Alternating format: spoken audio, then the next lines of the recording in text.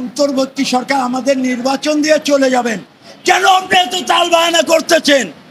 আমাদের তারেক রহমান সাহেব বলেছেন আমার ভোট আমি দেব, যাকে খুশি তাকে দেব। কেননা আপনি এত তাল বাহানা করতেছেন কি আওয়ামী লীগকে আবার প্রতিষ্ঠিত করার জন্য? আমি জানতে চাই আওয়ামী লীগের দোষরদেরকে কেন এখনো গ্রেপ্তার করা হচ্ছে না? আমি বলতে চাই এই মুহূর্তের থেকে 72 ঘন্টা সময় দিলাম, অবিলম্বে আওয়ামী লীগের দোষরদেরকে যদি গ্রেপ্তার না করা হয় তাহলে আপনি 72 ঘন্টার ভিতরে পদত্যাগ করে নির্বাচন ঘোষণা দিন এবং ফেব্রুয়ারির ভিতরে নির্বাচন দিতে হবে। আমাদের ভোট, আমরা ভোটের অধিকার দিতে চাই, কেননা আমার ভোট আমি দেব, যাকে খুশি তাকে দেব। আমার ভোটের অধিকার কেন আমার ভাই নিশ্চিত করতেছেন না আপনারা?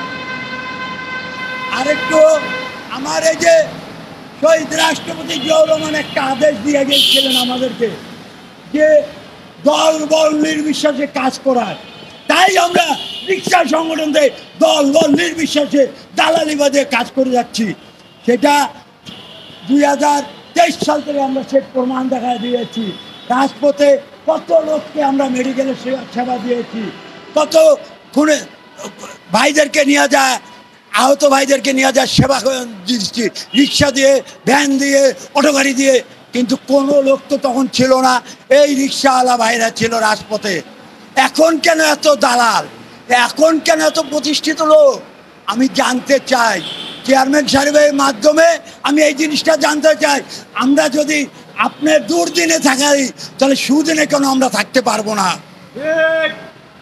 আমরা সুদিনেও যেরকম রাজপথে ছিলাম, দুর্দিনে যেরকম রাজপথে ছিলাম, সুদিনও আমরা রাজপথে থাকবো। এই বলে আমার বক্তব্য শেষ করছি।